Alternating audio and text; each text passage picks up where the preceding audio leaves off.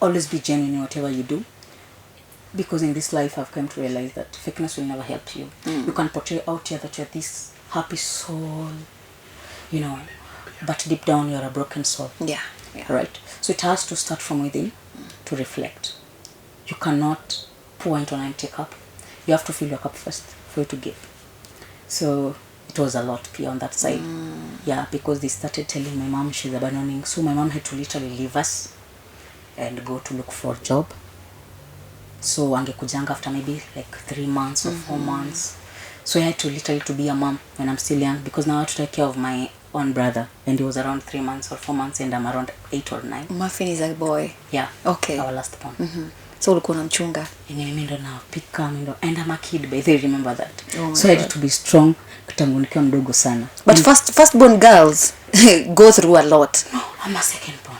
Firstborn girls, you're the first girl. Yeah. Yes, firstborn girls go through a lot. Oh my God, we go through a lot. Yeah, you go through a lot. So hello guys, and welcome to Touch Digital TV. My name is Amina Hussein, and the show is Sips and Soul, where we talk about human connections, empathy, and also human interesting stories. And today in the studio, I am joined by Eunice.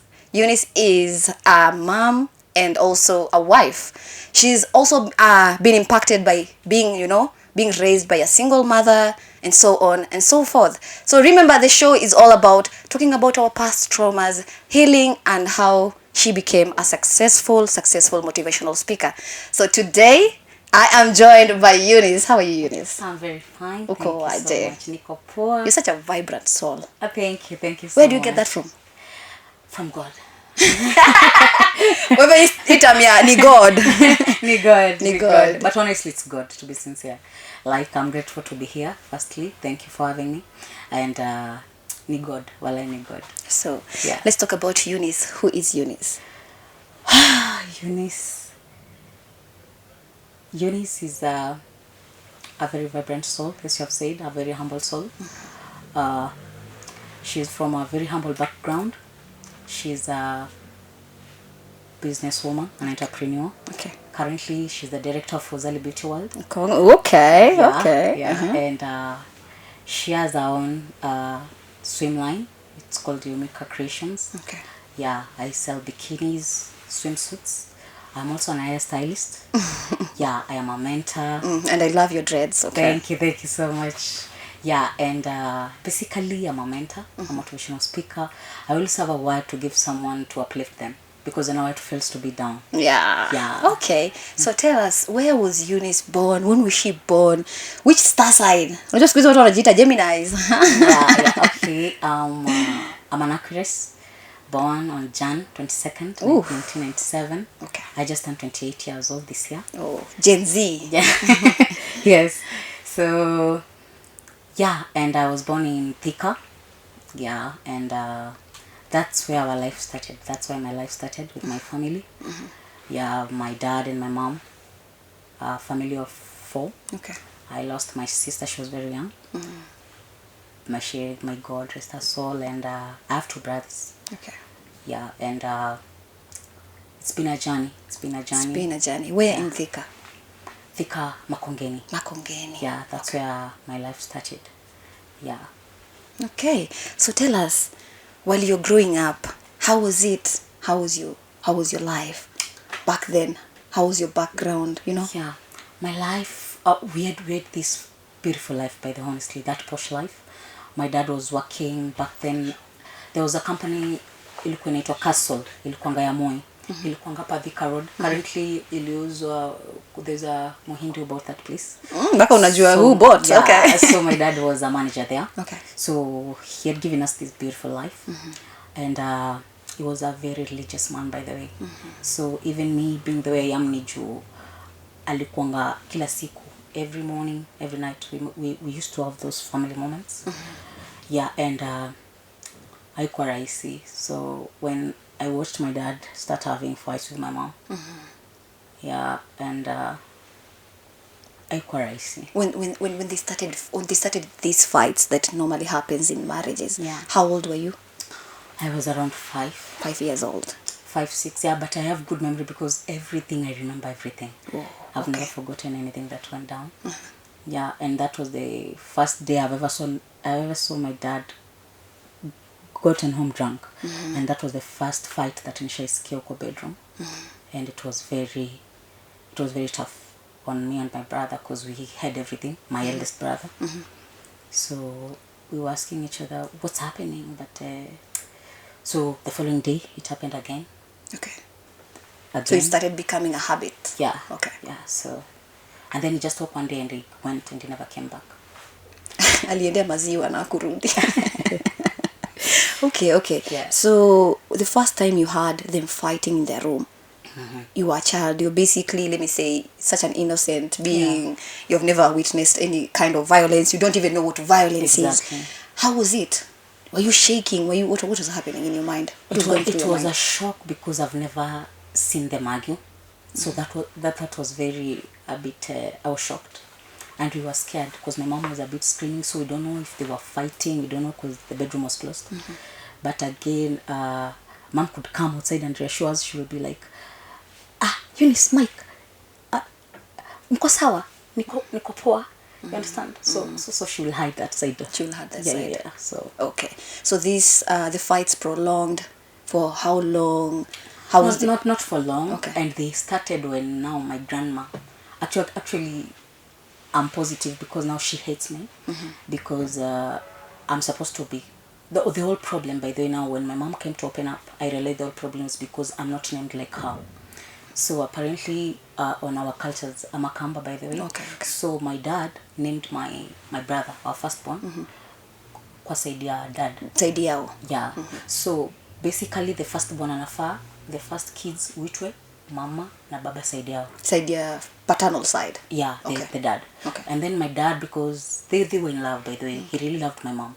So he named, aliambia mom, tuwezi name kila watoto wote pande yetu, wacha Eunice aitwe pande yenyu. So I'm called like the mom of your mom. Yeah. Okay.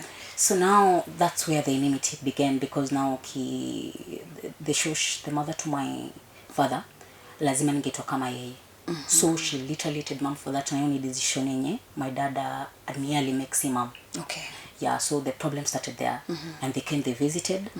So in story mama amekuja kuniambia when I'm around, let's say 22. What? Okay. Yeah. So okay. I never knew this. Our parents wanna hide a lot. Yeah. So when you say that the mom to your mom, that's your grandma. Yeah. The mom to your dad, I mean. Yeah. Your grandma alileta hizo issues and stuff. Do you think it's the one that influenced them to start fighting and maybe your father getting so drunk? Yeah, she did. Because now there was this time ilifika mahali mama open up. My mom opened up to us with me and my brother, my eldest. Akatuambia everything, why they broke up, why tumekuanga peke yetu.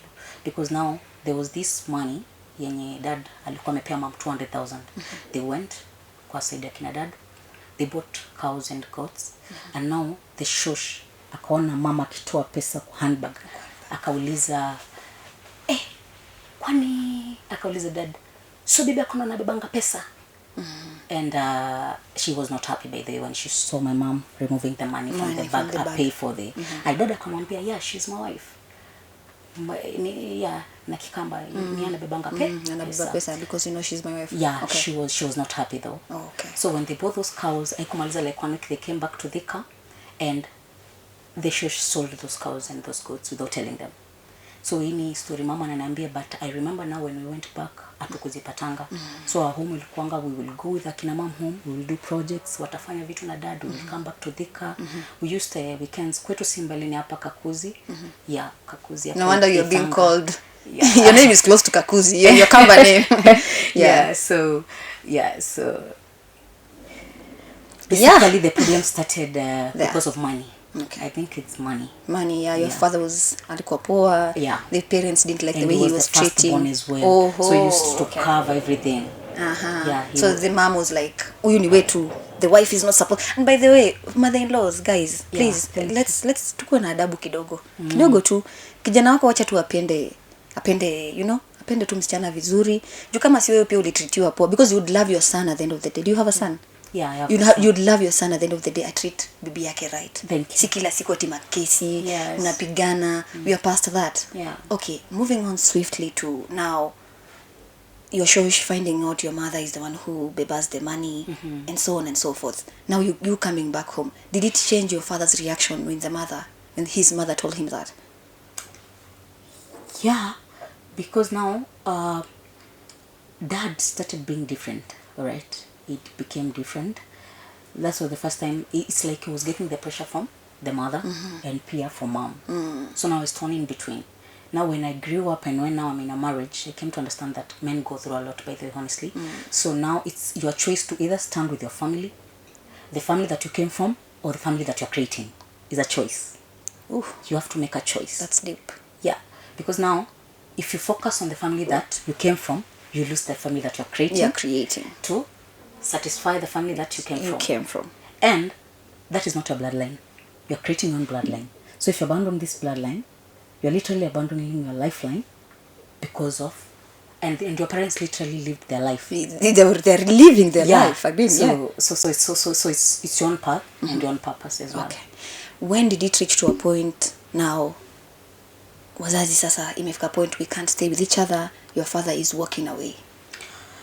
There was this night, dad came home. So dad basically started selling things in the house. He started with my brother's bike. He told Mike napeleka hii bike kwa fundi, my eldest brother. Mike akamwambia, dad, si bike yangu iko sawa. Akamwambia pana, napeleka hii bike kwa fundi. So he took the bike, he sold it. And the next thing, he took our fridge as well. So he sold our fridge. And the next thing, he sold our TV. So he started slowly without us noticing. And he will tell us, zinapelekwa kwa fundi. And we'll be like, dad, no. You understand? But we were still young. He will tell us, he's our father. Is it a behavior that alianza all of a sudden? It's like there was someone who was telling him to do it. Yeah. Based on now, the fact that I'm understanding now. You know, we were kids. Right? Yeah. But now when I came to see things for what they are, I think someone was telling him to do those things.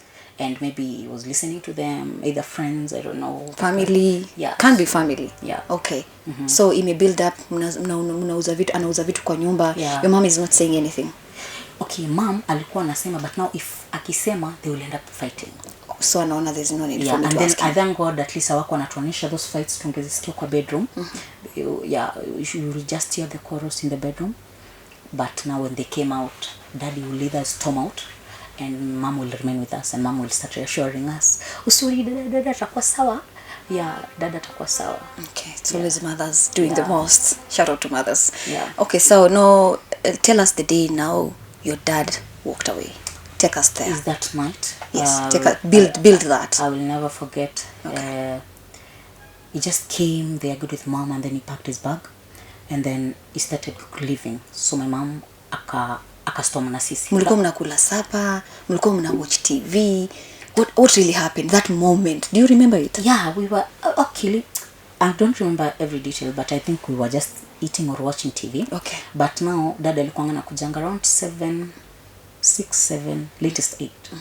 So akakuja tu vizuri, but now alikuwa ameanza kuchange because he could not share dinner with us the way we used to share dinner.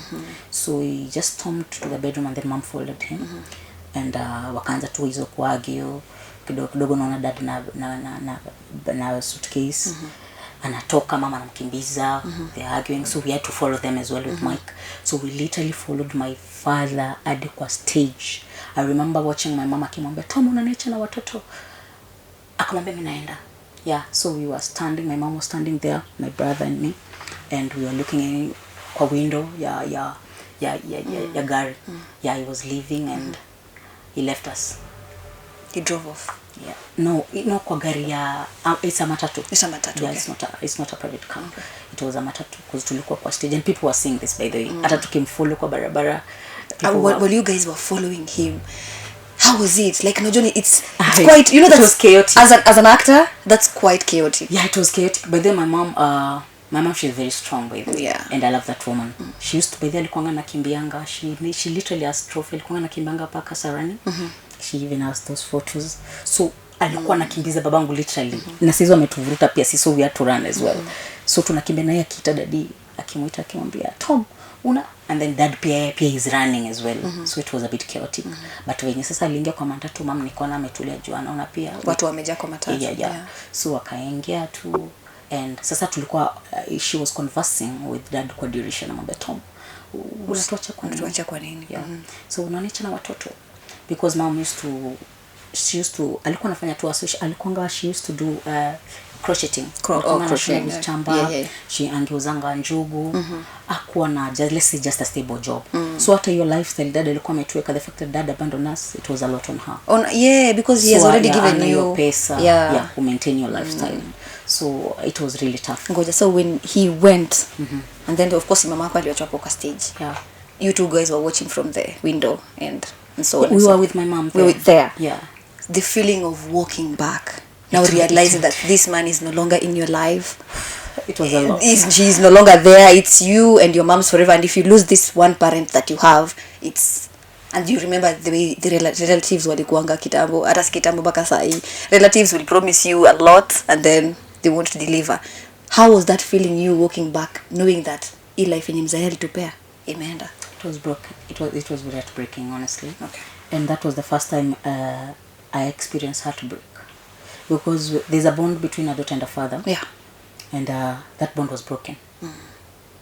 And that was the first man mwenye anafani protect, mwenye anafani anielekeze, but he did not do that. He did not protect me. And it's quite impactful to a woman's life, especially when your first love, your father, breaks your heart. Because kutoka hapo hadi uflow, I remember telling you earlier before we did this interview, as a woman, and also telling another friend of mine, as a woman, if you're heartbroken by your dad as the first person, you tend to make a lot of mistakes when it comes to men. So most of the people don't realize. Unajua ndo unaenda therapy unaambiwa what really happened when we were young. Ndo unakumbuka, babangu tulikimbizanga babangu mpaka kwa stage.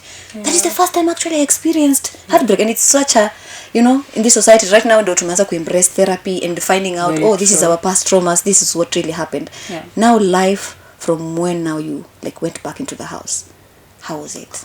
It was not easy, because I watched my mom walk around. She started kuuza mandizi, kuuza njugu, kwanza a small business. She used to sell clothes as well, baby clothes, but it wasn't enough, because now tulikuwa tunasomea kwa academies, the both of us. Now we started skipping school. Me and Mike, my eldest brother, we started skipping school now because I think it's school fees.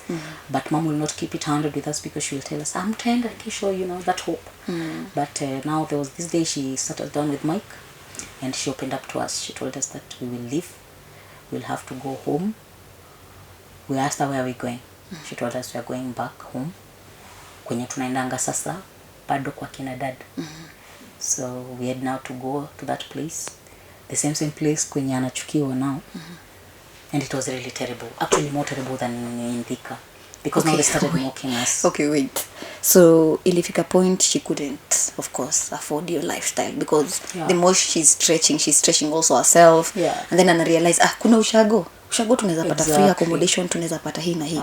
So to her reaching to that point of let us go back home, let us go to ushago and vitu kaizo, nini nilifanyika mpaka akafika hapo akaona tu tuendeni? Ni life, because now you're a single mom, uko na watoto wawili, hauna job, na hizi responsibilities zote ziko kwako, na huko umezoea kubeba hizo responsibilities za woman. What of your sister? Your sister alikuwa already? My sister Persis, she passed on. That was our third born. Alikuwa amezaliwa, but now hizi fracas zikifanyika, mama alikuwa amempeleka kwa our aunt. So Persis was not there. Okay. Alikuwa amempeleka kwa our aunt. I think maybe she was still young. Mama aliona maybe akae na auntie juu apate maisha poa. Yeah. So he time, and then she got sick. Kwa hizo harakati zote she got sick, and now she died. So Pia, that broke my mom so much. So before you guys moved to Shago, Persisters alikuwa already a Shapas. Yeah, alikuwa Shapas. And then you can imagine these people are so mom went to them. Akawaambia, even dad walikuwa akawaambia Persis amepass, and tunafaa tuzike mtoto. They literally sat on a meeting, and they told my mom that aenda zike mtoto kwenye atazika. Mark you, my mom is married legally, traditionally, and our wedding. So that thing really broke my mom so much, because we buried my sister up Langata, as we speak, na seti hatuna shamba.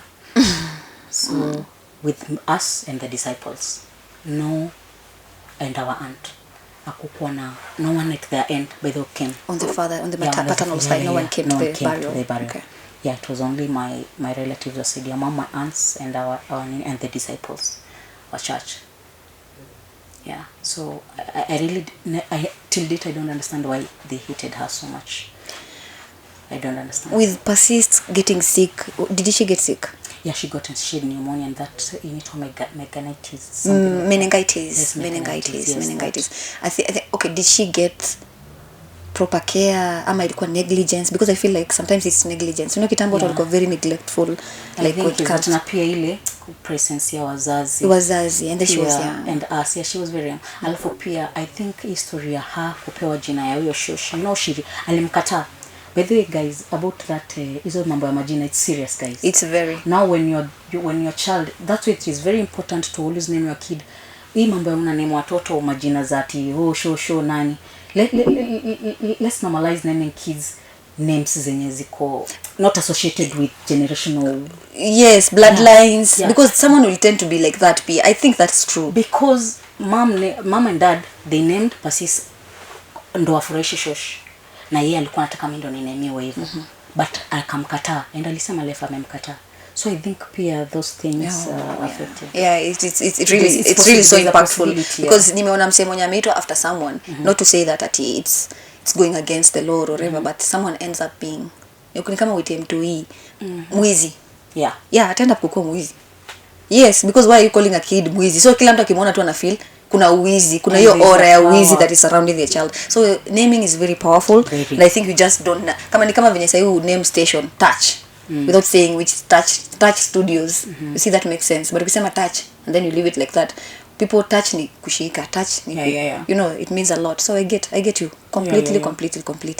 And you're so strong. Yeah, so strong. Yeah. Okay. Now Persist passes on. You guys mnamzika na disciples peke yake. Yeah. How old were you? I think by then I was around 7. 7 years old. Yeah, 7 or 8. What? Okay. Yeah, because I think nilikuwa pre-unit or maybe class 1, because kule nilienda kujoin class 2 ukushago sasa. So Persist alikuwa anakaa na show na auntie Nairobi ama my sister's mom alikuwa anaishi hapa Lakisama. Lucky. Okay. So then she passes on. You guys went to Zikaha 1 year later or 2 years later. Mama yako anakuja na wakalisha chini. We are going to settle in Ushago kujitolea kutembea. So we went to Ushago. Life was not easy. Now tumejoin shule sasa ya huko kwanza. Now tumejoin ya huko those family wako like tulikuwa tunajiringa, and as in they literally was mocking my mom that she was thinking that she will never come to live that life. And you know, what really made your mom go to that family?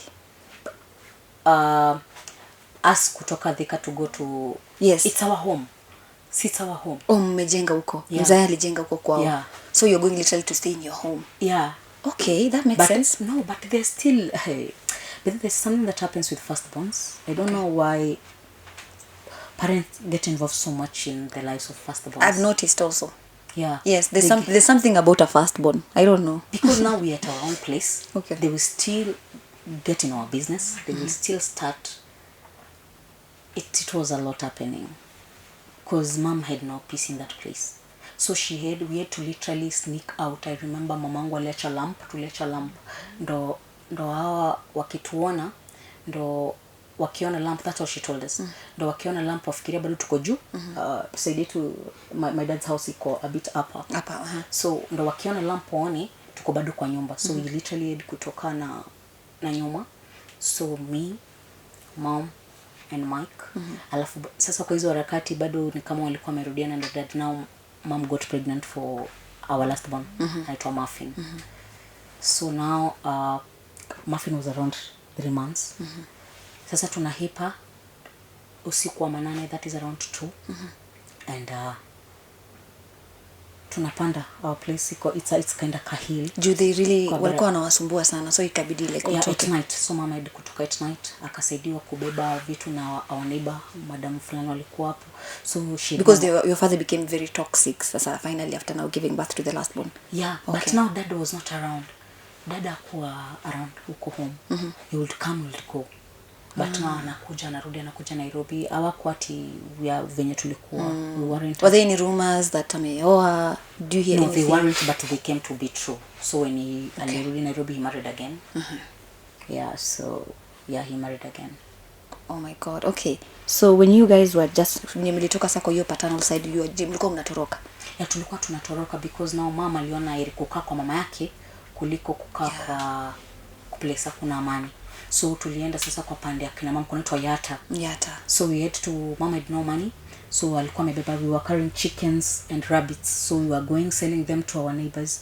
Mama ndo apate pesa. And by it happened, she got that fair. And now, we went. You went and stayed in Yata? Yeah. So you were raised up literally in Yata? Yeah. Okay. The other side now. And I really thank God for my grandma because she has been the pillar in my life. And that's why you're named after her. Yeah. You see, God anakonga tu na purpose yake. Yes. So now life, after now you guys going to the other side, what did they say? Of course they had to say something. It was a lot pure on that side because now this is their own sister. She's back with kids. Okay. We weren't. Shosh welcomed us, but now the brothers to my mom, they were like, mom is like kind of bringing a lot to Shosh and stuff. So, but Shosh said that this is my daughter. I cannot like tell her to go. Shout out to Shosh. Yeah. And she passed away too. So it was a lot pure because now when she died, something changed in me as well. She used to tell me to always be myself, to never change. Always. She used to tell me to never change. And I've applied that in my life because now always be genuine in whatever you do, because in this life I've come to realize that fakeness will never help you. You can portray out here that you're this happy soul, but deep down you're a broken soul. Right? So it has to start from within to reflect.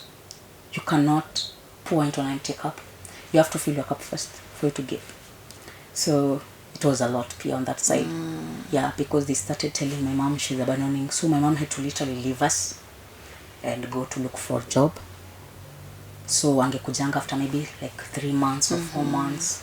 So I had to literally to be a mom when I'm still young, because now I have to take care of my own brother, and he was around 3 months or 4 months, and I'm around 8 or 9. Muffin is a boy. Yeah. Okay. Our last born. So ulikuwa unamchunga. Mimi ndo napika, and I'm a kid, but they remember that. So I had to be strong tangu nikiwa mdogo sana. But firstborn girls go through a lot. No, I'm a second born. Firstborn girls, you're the first girl. Yes, firstborn girls go through a lot. Oh my God, we go through a lot. You go through a lot. It was a lot.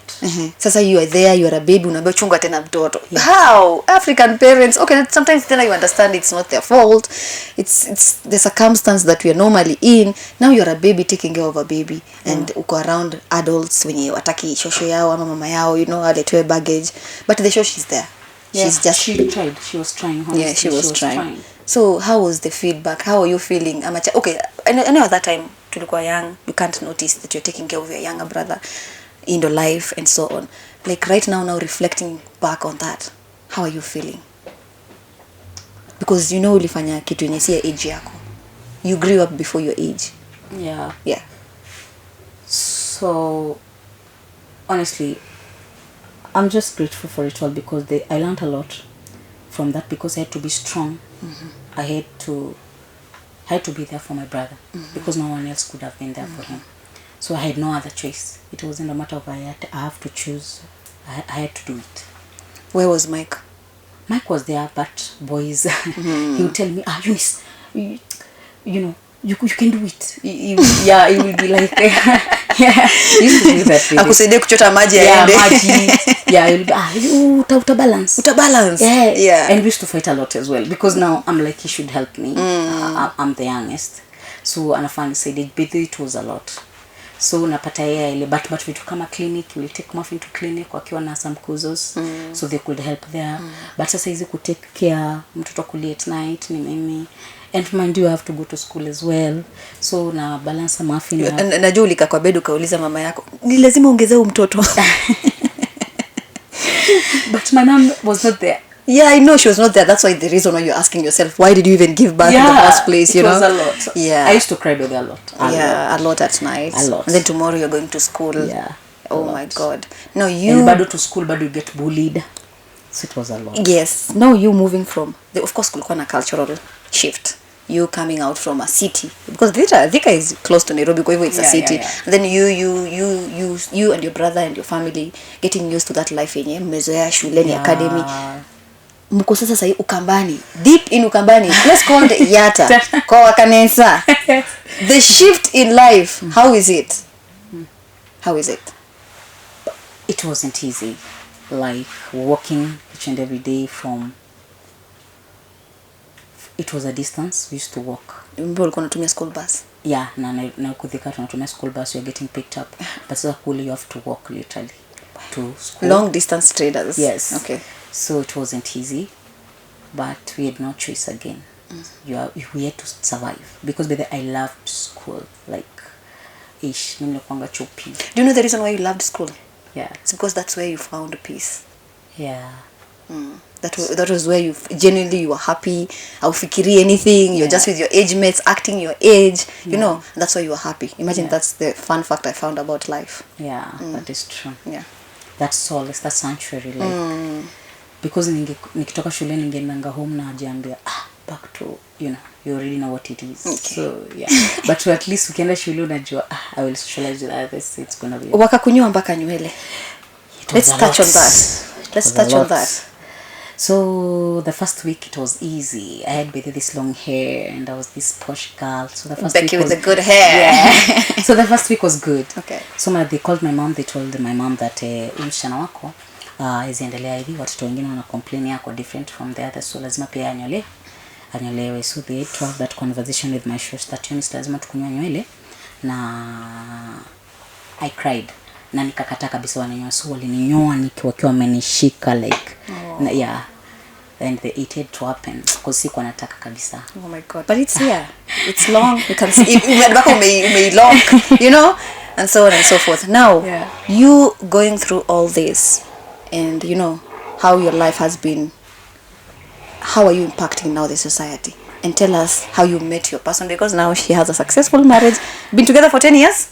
Yeah. Yes, 10 years. Yeah. Now, with you, with all these stories, with all this trauma, how did you heal, and then you manage now to stay with her? Because, okay, of course, okay, na mwanamke kwa marriage, you're staying with a man. How is it now? Yeah.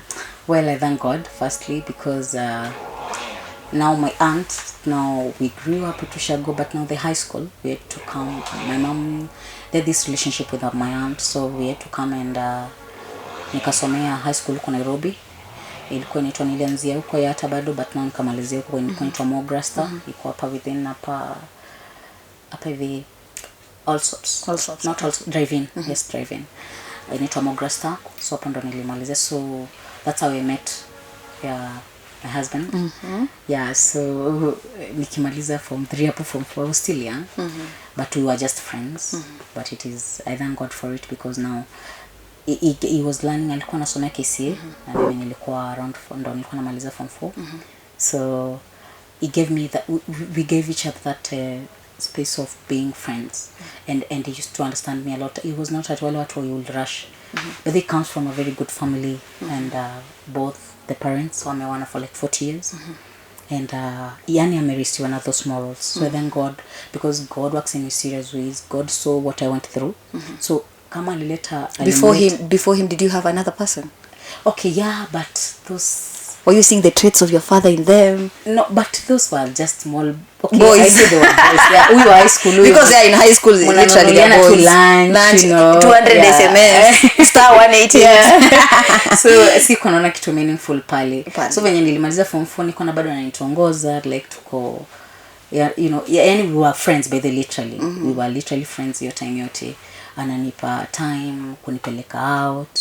So we were friends for like 2 good years, by the way, before we started dating. Oh, yeah. Okay. Yeah. Okay. Now him settling down with you, finding out all this. Inikuaje? Yeah. So bebe akwata na mimi. Nilikuanga namwambia, ananiambia, is this true? Namwambia, yeah, it's true.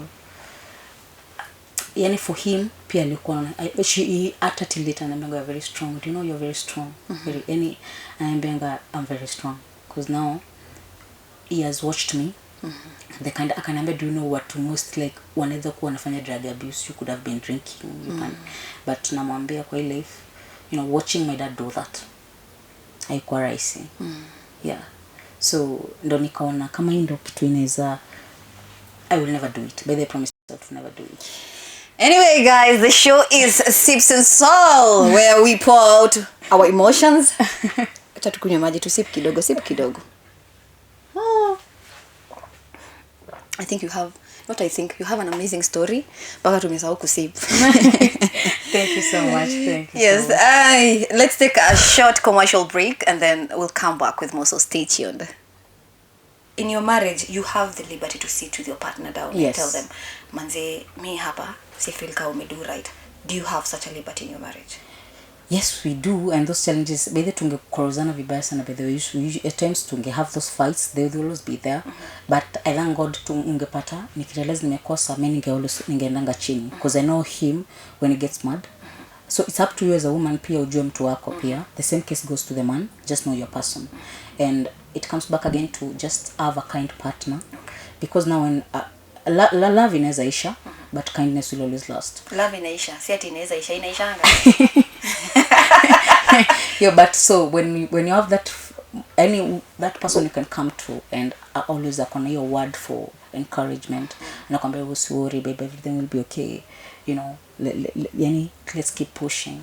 So hello guys, and welcome back to Touch Digital TV. My name is Amina Hussein, and the show is Sips and Soul, where we talk about empathy, connection, and human interest stories. So before we went on a short commercial break, of course we had a very interesting story about Eunice, and she's here. Sindio? Tuendelee. Thank you. Sawa. So tulifika hapo kwa now you getting married to this awesome man, because you've been together for 10 years. Yeah. Starting your life, you know, you're young, and so on and so forth. Because, you know, before you was when were you married na vitu kama hizo. So before, you said you guys were friends for like 2 years and then you got married. Yeah. You got a child first or you got married first? Well, it was young love. And yes, we got I got pregnant and then we got married. How old were you when you got pregnant? Around 20. Still very young. Yeah. Very very young. So you meeting up with the love of your life, with the father of your kids, your husband, and you now, Eunice, going through all that. How has it impacted your marriage? Well, I thank God for the friendship that we have, because he accepted me for who I am, and it's someone who never judged me or made me feel bad because of my background or where I came from. And in this life, I know that God can work in mysterious ways, because now when God realigns you with everyone that you meet in this life has a purpose. This person will give you an experience or a lesson. So kwa kila mtu na meet kwa hii life kuna kitu God anataka ikufunze through that experience. Yes. So nashukuru God, na we got married but through a court civil yeah. Okay. And yeah, so far so good. Okay, so far so good. Yeah. Of course kuna challenges kwa marriage. Yes. Has it been there, or challenges will always be there, but now how you maneuver through those challenges is what matters the most. Because I believe honesty, communication, and respect is everything in every marriage. Mark you that the fact that nimetoka kwa not a stable home from a single mom, so nilikuwa na ile perception ya will I do this or not? Yeah, but now I promised myself it always had to ring in my mind, like socially, always be yourself. So in everything, Mimi, I've always led with being myself. Even the people I've met in my life, the places that I've always been myself. Mimi si ule mwenye niteka filters. What you see is what you receive. What you get. Yeah, it's what you get. So I'm just like myself. So what really worked for you in your marriage is the fact that you can sit down with your partner, because you guys were friends. Yeah. Mmesikia wasiana for 2 years. Ni mambo ya kugonga na kupita, hatutaki hiyo maneno. Like pekee ndo tunagonga. Yeah. So in your marriage you have the liberty to sit with your partner down and tell them, manze, me hapa si feel ka umedo right. Do you have such a liberty in your marriage? Yes, we do, and those challenges, by the tungekorozana vibaya sana, by the way, at times tunge have those fights, they will always be there. But I thank God ungepata, nikirealize nimekosa, mimi ningeendanga chini, because I know him when he gets mad. So it's up to you as a woman pia ujue mtu wako pia. The same case goes to the man, just know your person. And it comes back again to just have a kind partner. Because now when love inaweza isha, but kindness will always last. Love inaisha, si ati inaweza isha, inaishanga. Yeah, but so when you have that that person you can come to, and always akona your word for encouragement, anakwambia usiworry babe, everything will be okay, you know, let's keep pushing. Has your marriage or has your partner ever done anything that really maybe she could trigger ukasema, oh my god, this is my father, or he has done something like my father? Yeah, at times he has a temper. Okay. But now when he does that, I know how to pull him down. Yes. Yeah. Kama nilikuwa nimepanda juu mimi anashuka, because pia as long as unajua kwa makosa na unataka, you know, those back and forths, hizo ndo zina creating vitu unnecessary like violence and stuff. So if you know you're wrong, you can just go take a fresh air and come back when your goals are. So me mostly I can go walk and then I'll come back nikiwa a different person. So those walks help me a lot. When by then I'm really angry, because at times now I had to work on my anger issues. I used to get so angry.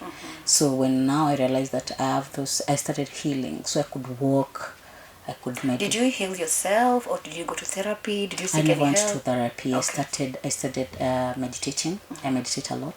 That is since 2020. Okay. Time of Corona. Okay. Because I got depression as well when I got my daughter in 2017. Postpartum. Yeah, postpartum depression. Because now that's when I knew my true friends and my fake friends. I'm a person who will always be there for people. So at nikiwa 2019, I used to work with True Love magazine. And I used to have money at a young age, by the way. So my husband saw that he could take me to those shoots. And I will be there for my friends, for my because cousins. you know what you went through in life. Yeah, and you know, I will give. Yeah. But now when I got my daughter, none of them showed up. That is the most, they never. But then funny enough, have you ever noticed when you get a child, your friends, especially when they're child free, they stop talking to you? That is true. That's what they did. And it affected me, honestly, because those are people who have always been there for them. And they did not do that for me. And only my husband was there, by the way. Yeah, he could tell me, kwani wale mabishtiza hakuna wenye wamekuja kukutembelea. Only one of them alikuwa anaitwa Juliet came through. Oh my god. Yeah, Juliet. Yeah. Shout out to Juliet. Sip something on us. Yeah, she's a real one. She's a real one. Yeah. So you getting your first child, going through postpartum depression, it's 2020, ni COVID. Yeah. And remembering all this, of course, kuna some triggers when you were a kid, zilikuwa zinakusumbua. How did you cope, and how was your marriage impactful when it comes to this, especially your partner? It was a lot, because pia alikuwa young, I was young as well. Okay. So it was a lot, but what nilikuwa naona my daughter na jambia, I have to be here for her. You have to be there. Sina option. Yani it's like being programmed at a small age, because always my mindset is kwanga have to. You understand? It's like yani una option. Yes. So I had to be strong. Okay. And I thank God for that personal relationship with God, because nikionanga niko na triggers mingi na jam nini bedhe kuomba ndo tulikuwa inanisaidia. Naomba ila fika mahali unapata sitaki hata kushika simu. Yeah, I started now isolating myself. But now when my husband used to come through, are you okay? Kwa sawa? Mnaongea at least, yeah.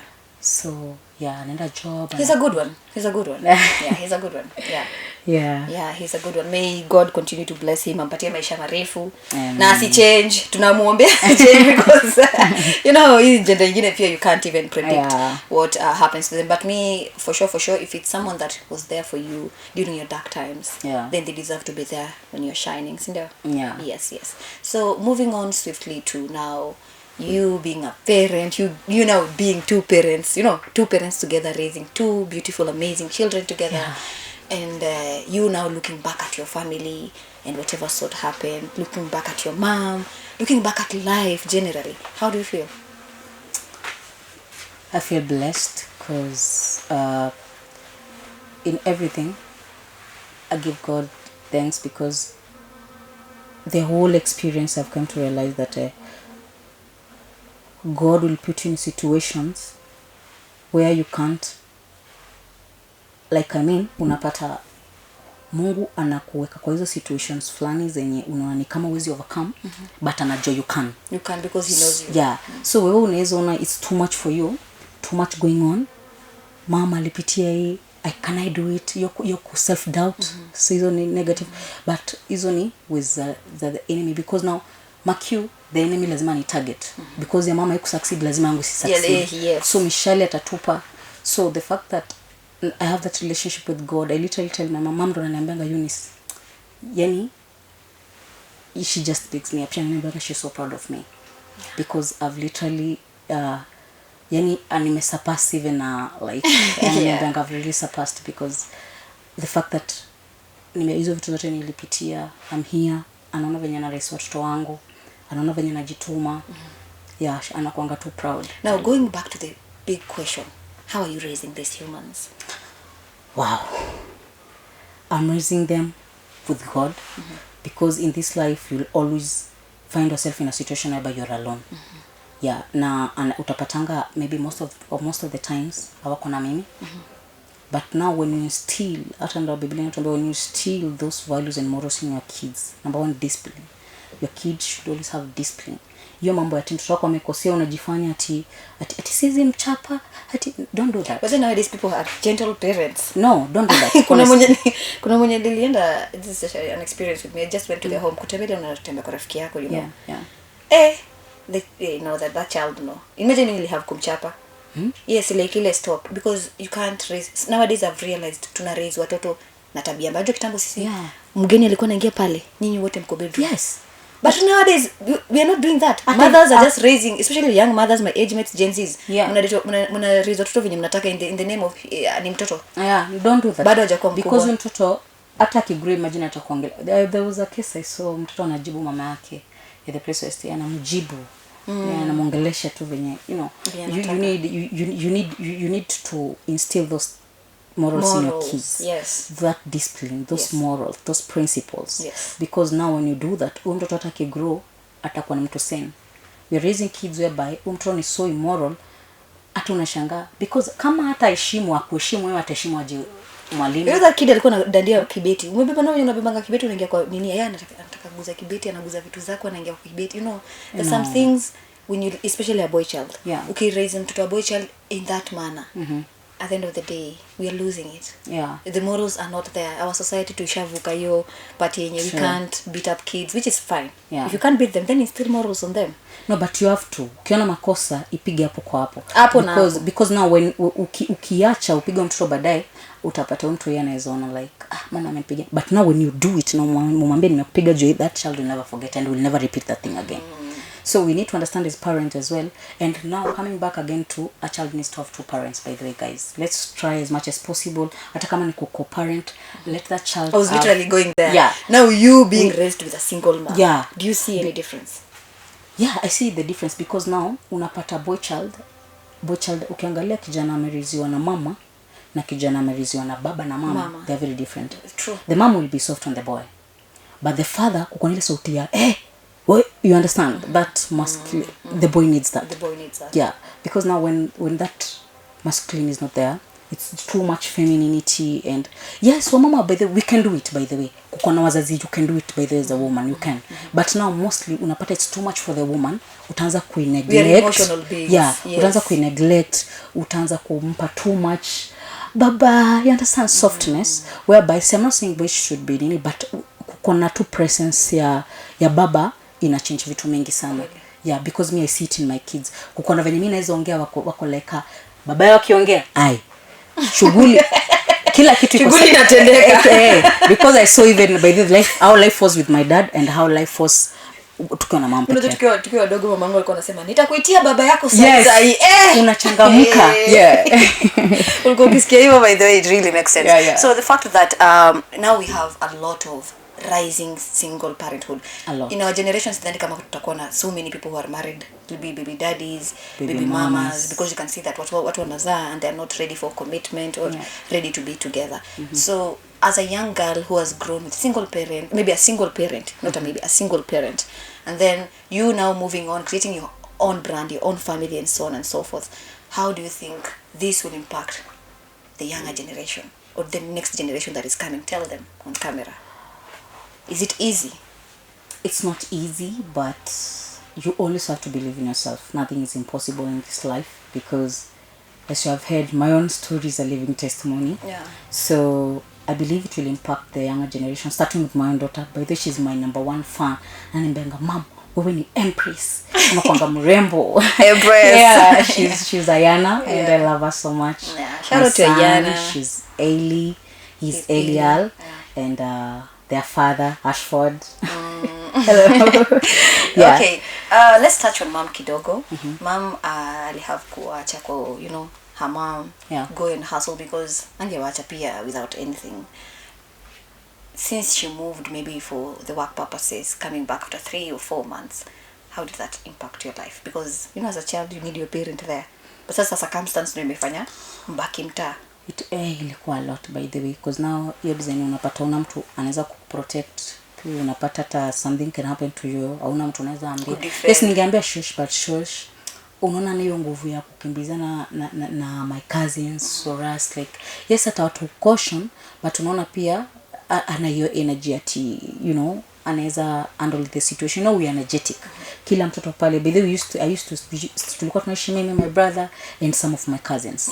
Yeah, so it was a whole, tulikuwa like around 10 of us, na sisi wote tumegrow pamoja. Actually mostly tukimit home inakuanga it's a full house. Nice. And we have that relationship till date. So tumegrow, shosh angepika food and we have to eat those 10 kids kwa sinia. Okay, ni different plates, but now unaona zinawekwa hivi kila mtu yake. Umepata? So haiko rahisi, lakini it taught me a lot. It taught me a lot about unity, love, to share what you have, and to give. Mom hajawahi rudi amadi? No, mom used to come, but hata akikuja anakuja weekends, 2 days amerudi tena hustle. Lazima angebalance, but when she comes we used to be so happy because did she remarry? She tried, but it did not work out. Okay. So, and I think she still loves my dad because they still talk. And she has never gotten, you know, other kids. She has the platform of having other kids, but ajai add. So I think maybe aliona still with us, and she has never gotten married, but she's happy. Thank God for that. This is a very tough question I'm going to ask you. Did your father come back finally? Because at your 28 years old, there must be something that happened. Ashai rudi, ashai apologize, ama? He tried. Yeah, he started coming back. Nikiwa alionanga magazine yangu ya True Love. Oh, okay. Let's sip on that, because what? Now, after you see my achievements, you know? Mimi kuna auntie yangu ashanipigia simu, hata simjui. Auntie wewe nilikubeba ukiwa mdogo. After kuniona kwa TV. Na watu wako wanasaidia mama yangu nikiwa mdogo. Na auntie wengine wakaniona hapo kwa TV hapo. There was a time I was in Citizen with Rashid. And pia yu akaona still he was like, "Hey my daughter, na kikamba ngwana wa misimbesa." Yeah, so yeah, but we have a good relationship. By the way, when I healed, by the way, we talked with him. How was that dialogue? You know, after all this, umeamua kurudi nikiwa mtu mzima. Was that the first phone call when he saw you maybe on the magazine, maybe on TV? No, it was not the first call. He used to call. By the way, mimi nilikuwa nimemjamianga, walikuwa wanaongeanga na first born. Mimi by the way, dada angenicall na hang up, ikafika because amani zamani lazima ongea na babake. Yeah, nikamblock. So there was a time bro akuja kanambia, "Hey, despite everything bye." So nikamwanblocking, we started talking. But now anakuja na ile vibe ya is our any entitlement. Don't do that. You come with this vibe of apologize. You left it because maybe you can't tell me how I need to forgive you. How I need to yes. How I need to process my pain. Or your betrayal, yes. or your when you to abandon. Yes. You understand? Yeah. But then I'm sorry. I asked him. And when I asked him, unapata he's very defensive. That he tried, he came, and I'm like, "You are not there. I used to call you. You remember?" right? Anasema nini? Alila quads, but we started having healthy relationships. Akakujanga, aka accept, you know. This is after you getting now children. Yeah. And then you realized, oh my God. Yeah. A parent can make a mistake. Exactly. Yes. That's when by the we have nowadays you can call me, mnaendeleaje, poa, fiti, unaweza nitumia, and all. How long did it take you to like forgive him completely? A few years, I won't lie, because it took a few. Forgive it and meditate. This is 2020. That's when I started now having peace in my heart. Ile like I'm like. You after getting a child. Yeah, alipitia. Jupia I started now when my mom now alituopening up. I told you she started telling us what really transpired. Now niliona point ya daddy alikuwa na ile a lot of responsibilities as the firstborn. Yeye ndo the family walikuwa na look after him. Na bado pia sisi. So pia yeye alikuwa anapitia mambo mingi za man. But now as kutudiscard haikuwa choice. Angepambana na sisi wote tu. Ukweli. Yeah, angepambana. He had a choice. Yeah. And now when he made that choice, ilikuwa followed up na consequences whereby is now us not being in his life. We can atuko kwa life venye he is not in our life at ile design like venye it's not that tight. I won't say that it's tight venye tuko na mom. Okay. Because my mom was there, you are not there. Yeah. So it is easy. Of course kuna hiyo gap. Yeah. Yeah, there's a gap. Yeah, there's a gap. Now let's talk about your career. Yeah. What do you do? Well, are you in line with, you know, sometimes someone can be a motivational speaker or can be an entrepreneur or because of something they went through in their lives. Yeah. The reason, I understand you're also the CEO of Huzali Beauty, the director, yes. No, the CEO. Actually, the CEO is the director. And you being a motivational... No, I'm not the CEO, I'm the director. You're the director. Yeah. Okay, the director yeah. of Huzali Beauty. Yeah. You now with your career, together with you being a motivational speaker, inspiring these young girls, you know, doing this sort of things and so on and so forth. How has it impacted your life and how have you impacted other people's lives? Wow. I'm grateful because I started doing, you know, I always have a word to tell someone. So there's this friend of mine who just told me, Eunice, like, yo, why have you never thought of like start doing like videos, start, you know, start focusing on doing this. You can really do this because mimi hata nikiwa down aje, you always have something to tell me that can uplift my spirits. Na so I started doing motivational speaking. Hata sijaanza for long, but I thank God I'm heading there. But I'm working on that. My career, I'm a hairstylist, I'm an entrepreneur. I have my own swim line, Yomoka Creations. I sell bikinis, bodysuits. Ooh. Yeah. Ooh. Bras. Okay. Yeah, I got you. Nywele, dread niko pale. Yeah, I do it all. Watu wangu kina Biegon pale, shout out to you manze, dread guzo kidogo na mrembo. Yes. Yeah, I'm a motivational speaker, I'm a mentor as well. I'm targeting the younger generations. Yeah, and currently the director of Huzali Beauty World, and we have already started teaching like 10 girls already. Okay. So and we have already started another project whereby we need to start doing more of this, and I come in as a mentor as well. And when we're coaching these young girls makeup, bado tunawafunza how to empower themselves. These specific young girls, where do they come from? What's their background? Are they coming from, you know, different backgrounds? Yes. Yeah, wanna come from different backgrounds. Na unapata kila mtoto akona a story to tell. So it's not about makeup, it's about yani how to embrace yourself. Na unajua unaweza pata hauna hizo access za yani how to feel. Sisemi wasi mrembo kiwa hivyo, but kukona ile yani unajiempower as a girl. Yeah, unatoka ukijua yes, you know. Yes. Yeah, like you feel you feel empowered. Yeah, you feel empowered. Okay. And as well unapata hauna hizo access, so we are giving these kids a platform of having hizo products. Yeah, and we are teaching them how to use the products and most of the authentic products. Okay. Yeah, so unapata tunawafunza, tunawapea the products as well. And pia akitoka hapo unapata anaweza pata skill fulani. Akitoka hapo si watoto wadogo sana, unapata wengine wadogo, the young mothers. Yeah, young vulnerable girls. Yeah, wanawake pia wenye maybe they went, you know, wenye tu pia maybe what they're going through GBV trauma, wenye wana vulnerable mothers as well. Orphans. Yeah, so that is what we're targeting. Now you doing all this, where do you get, you know, your finances from? How are you doing it? Because kuna na dona maybe anaangalia anasema, oh, msichana anafanya kitu amazing. wacheni how are you doing this? How are you funding these projects? From the heart, honestly, because we are working with what we can have, but we are open for donors. Okay.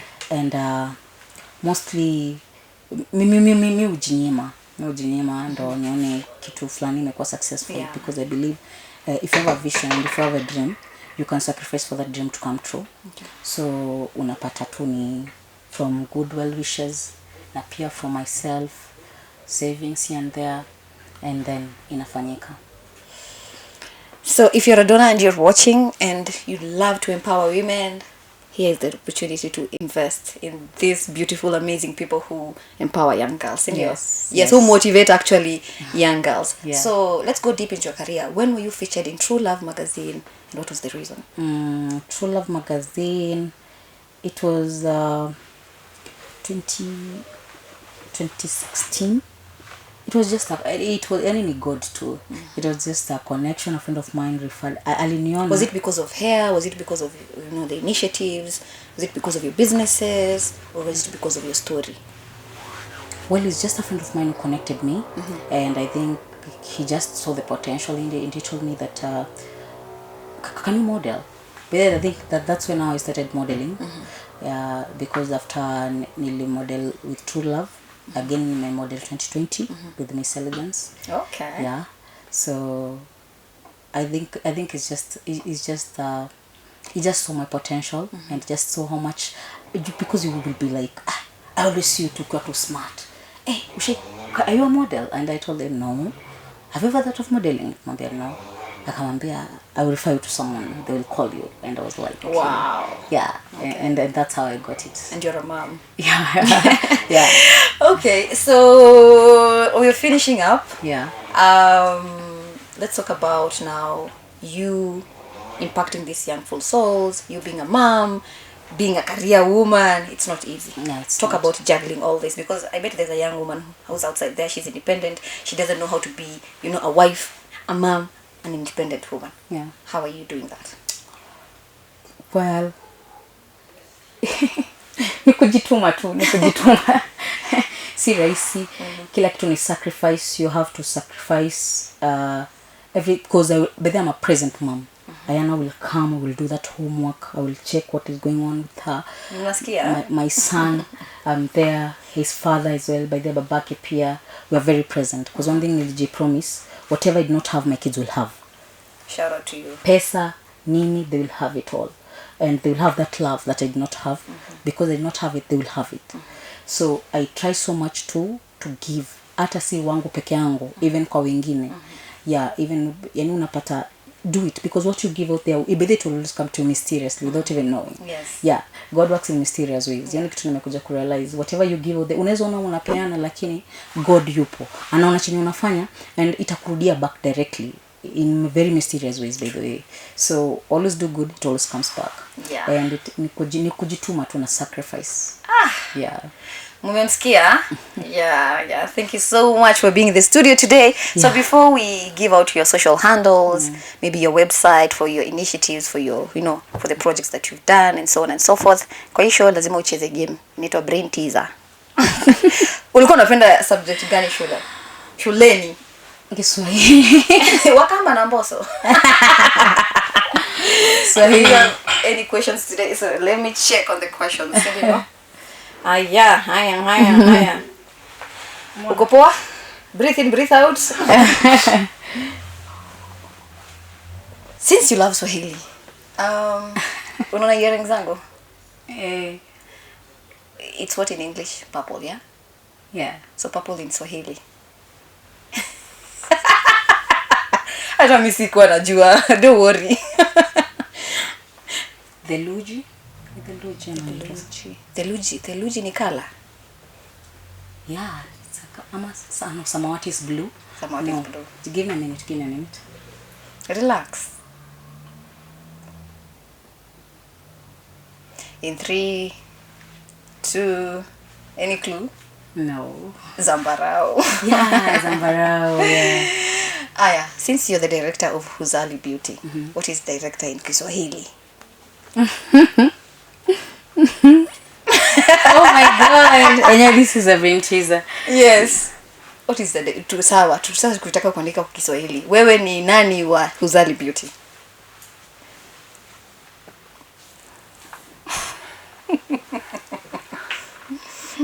Do you know what a secretary is called in Swahili? Secretary. Karani. Yeah, Karani, yes. Now, director. Mwe? Nakupatia the answer. Mwe? No, just a minute. Mwelekezi. Yes, thank you. Yeah, okay. Before we part, this has been such an amazing story, and you're so inspiring. So inspiring. Thank you so much. Thank you so much. Yes. So, nataka uangalie pale hiyo camera, and you sell yourself. Tupatie Instagram handle, tupatie kwenye tunaweza kupata. We get to interact with you, we get to see your product, we get to see your services, what you do, and so on and so forth. It can be Facebook, Instagram, ndo msee mwenye anataka maybe any motivation they want to come for. By the way, you need to open a motivational class to lipia. I will. Yes, una to inspire tu hapa na pale. So, yes, give us the handles. Okay, my handles on Instagram is Monse Uni Reborn. Facebook utanipata pale kwa Monse Uni, na TikTok Truth Empress nimejoin juzi. But to get my services, you can just get me on my number 0729 346898. 0729 346898. Yes, and utacheketu hapo link kwa bio hapo chini. We'll write the handles, the number, just in case you need, you're a young mom, unahitaji some motivation. She is here, she's doing a lot for the society, and thank you so much for sharing your story. Thank you so much. I'm humbled. I am also so humbled to host you. Thank you so much. I appreciate it so much. So one word for mom. Wow. And Mike. Wow, I love and your husband and children. Mom, I love you so much. Nakupenda sana. And we're doing it, Mom. We're doing it. Yeah, your girl is here. Mazi nakupenda sana. Mungu akubariki na kuweke. Yeah. Oh, okay. Yeah. Oh, yeah. Kuna tissue? Oh, yeah. Kuna tissue. Sorry.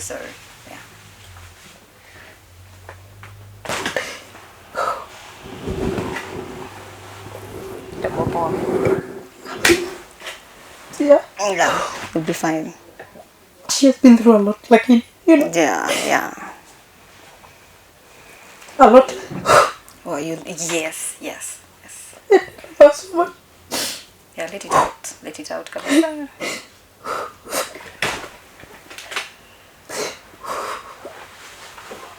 What?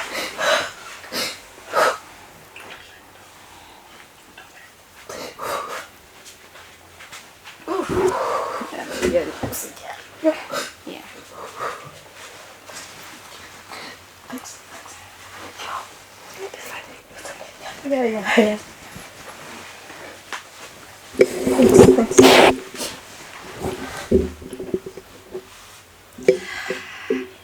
Yes, and shout out to Eunice. Thank you so much. I'm sorry.